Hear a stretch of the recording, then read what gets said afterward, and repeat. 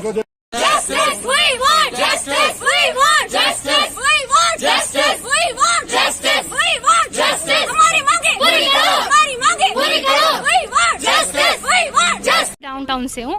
हम लोग 10+2 हमने रिसेंटली पास किया, ठीक है ना। फिर हम लोगों ने डिसाइड करना था कि कहाँ जाए, कश्मीर जाए, क्लस्टर के थ्रू पढ़े, सेंट्रल के थ्रू। हमने डिसाइड किया था, कुछ बच्चों ने, बहुत से बच्चों ने डिसाइड किया क्लस्टर के थ्रू, ठीक है, यूनिवर्सिटी के थ्रू। तो हम लोग गए थे फॉर्म भरने, बोला अभी फॉर्म्स नहीं निकले, अभी फॉर्म्स नहीं निकले, अभी फॉर्म्स नहीं निकले, ठीक है, नहीं निकले फॉर्म्स, मान लिया। फिर अब जब इनके फॉर्म्स निकले, हम लोगों ने ऑनलाइन एडमिशन किया, वो प्रोसेस हो गया।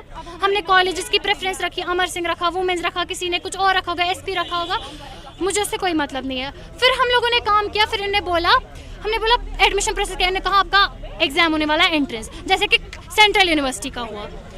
तो 2 महीने हम लोग वेट कर रहे हैं, 3 महीने लगभग, बोल रहे अब आपका एंट्रेंस नहीं, अब आपका मेरिट बेसिस पे होगा। हमने बोला चलो ये भी ठीक है। अब इन्हें मेरिट बेसिस पे बोला, ठीक है, बोला मेरिट बेसिस पे। हम लोग वेट करें कब निकलेगा, कब निकलेगा। निकला 9 जुलाई को मेरिट, सबका जनरल मेरिट, सब में मेरिट में सबका नाम था, ठीक है।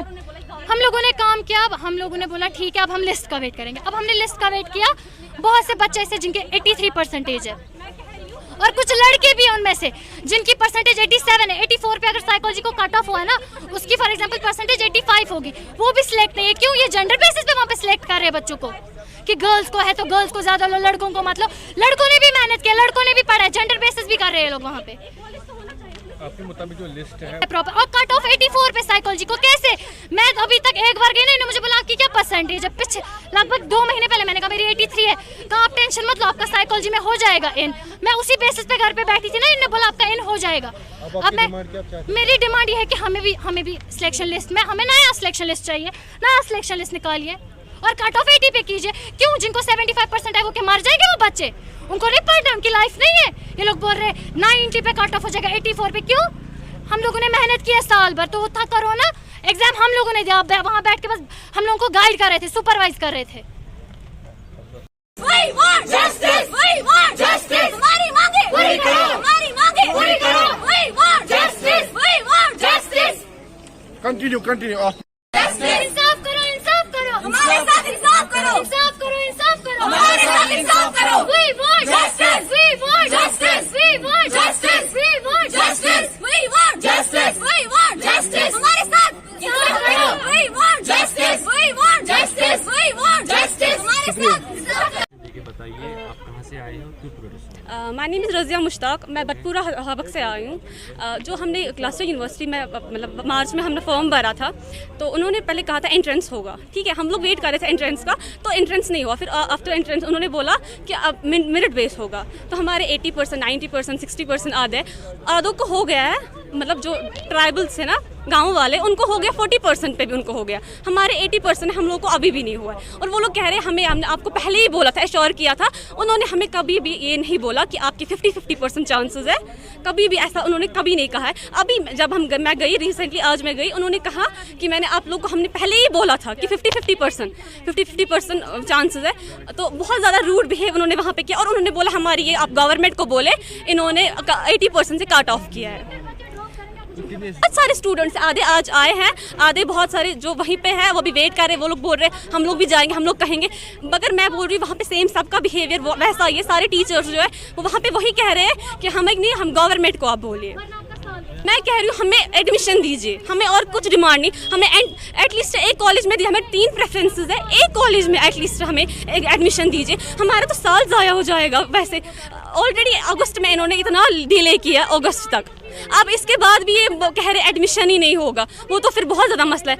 हमारी यही मांग है कि हमें एडमिशन दीजिए। जी सर, मेरा नाम इकरा है। सर हमारा ये एक मोटिव है, हमने फरवरी में हमने 10+12 का हमने एग्ज़ाम दिया था फ़ेब में। तो उसके बाद हमारा जो रिज़ल्ट वगैरह निकला, तो मार्च में हमने क्या किया, मार्च में हमने क्लस्टर के थ्रू जो है हमने फॉर्म भरे for admission in colleges.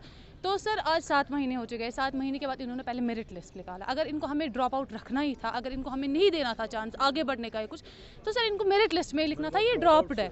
Drop outs नहीं है, इनको लिखना था मेरिट लिस्ट में। अगर वहाँ पे इन्होंने ओपन मेरिट लिखा था, हर एक सब्जेक्ट में हमें निकाला था ओपन मेरिट, इनको वहीं पे लिखना था कि ये ड्रॉप्ड है, हम इनको आगे नहीं ले जा सकते। आज 7 महीने हो चुके हैं, और 7 महीने के बाद जब कल सिलेक्शन लिस्ट आया है, सिलेक्शन लिस्ट में हम नहीं आ रहे हैं, क्योंकि हमारे 70% है, 80% वाले लोग जो है ही नहीं। क्यों? क्योंकि वहाँ पे 94% वाले कैटेगरी वाले वाले लोग आ गए थे। सर हम इतना ही चाहते कि अगर इन्होंने हमारा इतना टाइम वेस्ट किया, हमारा 1 साल पूरा तो ज़ाया हो चुका है, अब हम ये महीने पे तो ज़ाया नहीं कर सकते हैं ना सर इनके पीछे, क्योंकि हमारी जो स्टडीज़ है बहुत ज़्यादा इंपॉर्टेंट है। ये सबको पता है कि स्टडीज़ कितनी इंपॉर्टेंट है। और जब हम आज 7 महीने से हम घर पे बैठ रहे हैं, वो 7 महीने से पहले भी हम घर पे बैठे, कोविड की वजह से घर पे बैठे, बहुत सारे इशूज़ की वजह से हम घर पे बैठे हुए हैं। जब हमें इस टाइम पे जस्टिस नहीं मिलेंगे तो हमें कब जस्टिस मिलेंगे? हम जब अभी नहीं पढ़ेंगे फिर हम फर्स्ट सेम कब स्टार्ट करेंगे? आधे कॉलेज ऐसे जो प्राइवेट हम नहीं कर सकते अफोर्ड, हम प्राइवेट कॉलेज में जाए, हमें गवर्नमेंट कॉलेज में जाना है, हमारे पास नहीं है पैसे, हम नहीं जाएंगे प्राइवेट में, हम जाएंगे गवर्नमेंट। लेकिन इन्होंने क्या किया, इन्होंने हमें ड्रॉप रखा है, इन्होंने नहीं लिया है हमें।